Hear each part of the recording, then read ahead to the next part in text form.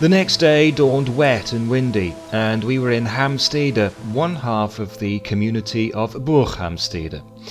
The community website proudly claims this as a favourite tourist destination, and then loses heart and lists attractions that are quite definitely not in Burghamstede.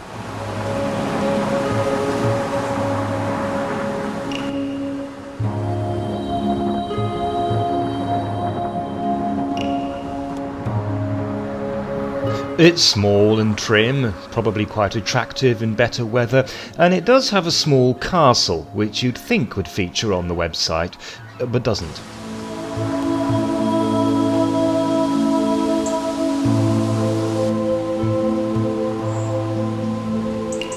On the advice of some fellow guests, we headed out towards the town of Veere, which meant travelling across the East Scheldt Barrier, part of the massive Delta Works scheme.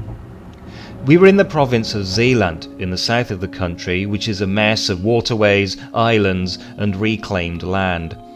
Zeeland means literally sea land. It has been shaped beyond recognition, both by natural disaster and human activity. The flood of 1953 resulted in the conception of the Delta Works scheme, a series of dams turning the delta into lakes and shutting out the sea, hopefully for good. The East Scheldt Barrier is not in the east, but at the mouth of the East Scheldt River, and is the longest, so long in fact that an artificial island called Neeltje was built to help with construction. The barrier was initially planned as a solid dam, but environmental concerns changed that.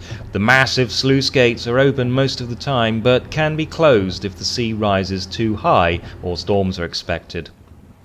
There is a visitor centre on Neeltje, but we missed it by visiting the wrong side of the island. It did give us a better view of the sluice gates though, and a bracing wind which made it difficult to hold cameras. The dam is 9 kilometres, 5.5 miles long and has 62 doors. It took 10 years to build and is designed to last 200. Somewhere on the island is a plaque that reads, "Here the tide is ruled by the wind, the moon and us." Us being the Dutch. We didn't find it, but we did find a stern warning of the dangers of jazz hands? With double exclamation marks though, so it must be serious.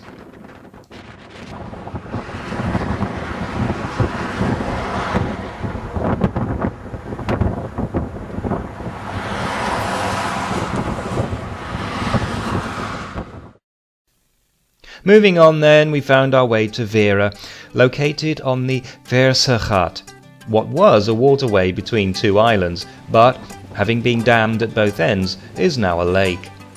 This was bad news for Veere. Back in the 15th century, it grew rich trading wool and textiles with England and Scotland, but Napoleon put a stop to that, leaving the town to rely on fishing. The damming of the Veersegat in 1961 stopped the fishing industry, so now Veere relies on tourism.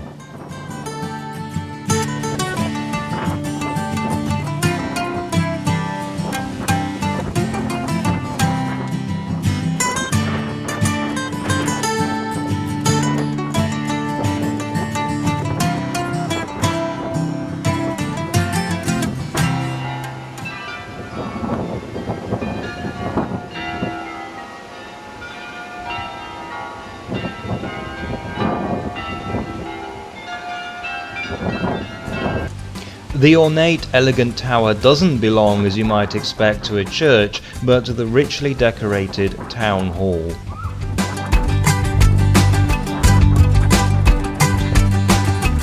The church looms large on the edge of town. It's actually two churches, a small annex being the Little Church and by process of elimination the rest being the Great Church. But the Great Church hasn't been used as a church for much of its history.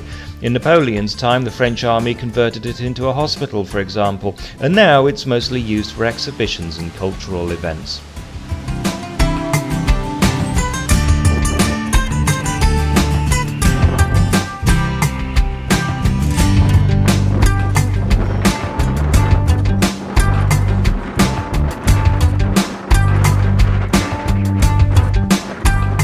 Although Veere is on a lake rather than a river, this is no reason to dismantle its old sea defences. You simply cannot have too much protection from the North Sea.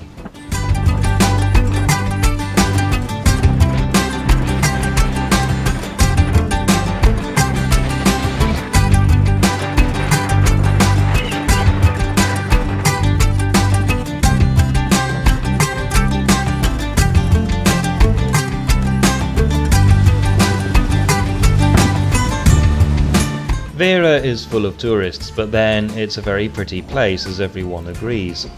But real life goes on, and it seems that Friday afternoon is the time to get married in this place. While one wedding was going on, there was at least one other waiting in the cafe across the road. The local children, it seems, have a part to play, which involves a lot of waiting. And waiting. And more waiting. Hold those flowers steady. Even more waiting.